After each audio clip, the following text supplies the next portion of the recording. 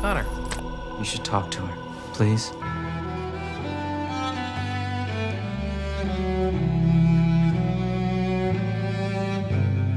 Rain of Fire was probably the busiest episode that we've ever had in 4 years on this. It's not like the world's gonna end right this second. There's been a lot of creature shows on Angel, and they were trying to separate this one out. He's coming. He's coming now. The apocalypse started and the Rain of Fire was just a huge fight on a rooftop, and we really had to figure out how we were going to do that.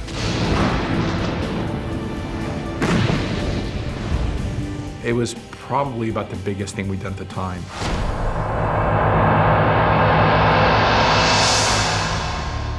Episode 7 is about a creature from the center of the earth.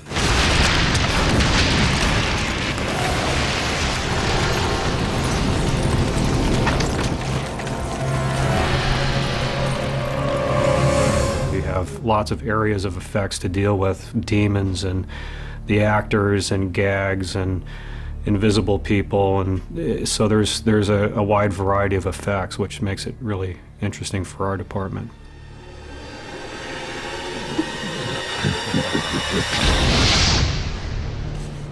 This particular character comes back and he wreaks havoc. The Ghostbuster lines have been ringing off the hook. But it's kind of, they're sort of natural phenomenons.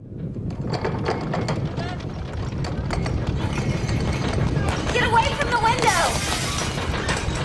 We had a scene where there's a flight of birds, thousands of birds start bashing into windows.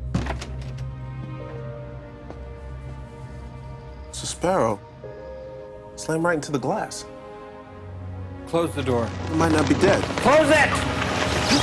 We shot bloody birds against all the windows and the doors. We created bird shooters to rapid fire a bunch of fake birds into the windows. No birds were used. Real birds were used in the filming of this show. There's another scene where rats migrate through. So it's kind of like the best of Hitchcock. I think it stopped.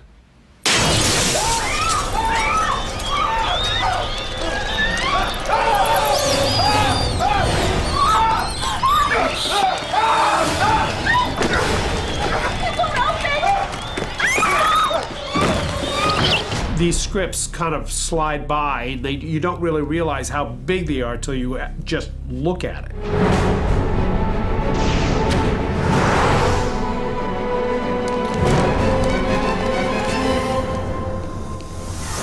It was massive because we were everywhere. I mean, we moved around, and we had the final act that happened on the rooftop.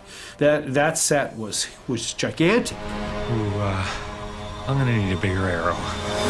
Mike Massa just gives us the best fights. I was thrilled when I did Apocalypse Now-ish, episode 7 of season 4, where I got to do the huge fight on the rooftop with the Beast, and Mike Massa just pulled out all the stops.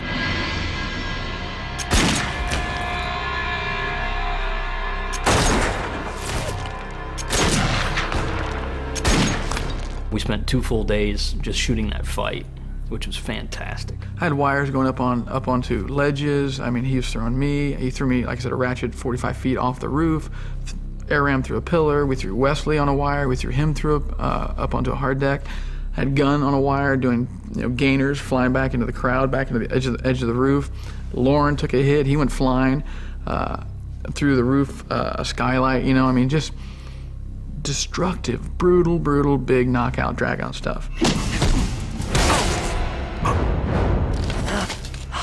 What was funny is, because we have limited stage space, we actually shot up until the point that the construction guys were here the next morning ready to take the set down. Within 1 hour after we finished shooting that rooftop, I mean, it was gone. Starting fires on stage in groups of bodies that are laying around, and to be able to pull that off in a practical location where we pushed him up on an elevator rig system and had him come up out of the ground was really, was one of the better moments this season so far. Effects is huge in this because although you could do anything, you know, digitally, and Joss is like way into that. And it's one of those things where you're sitting in a room and you go, and then it starts to rain fire.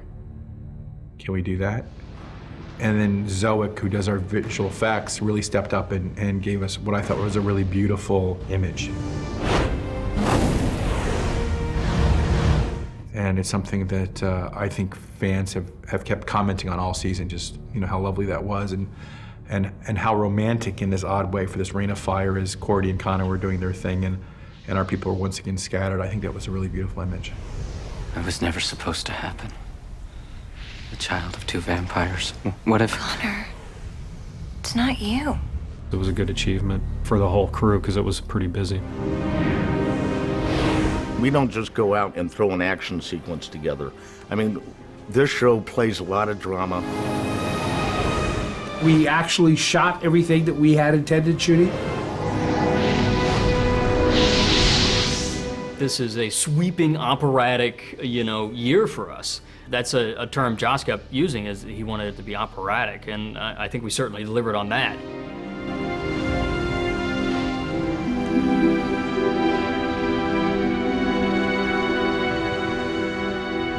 You just hit your knees every morning thinking, I'm gonna need some special help just to get through these days. This is his claim to fame, you know? He keeps them true to the tombstone, you know? That's good.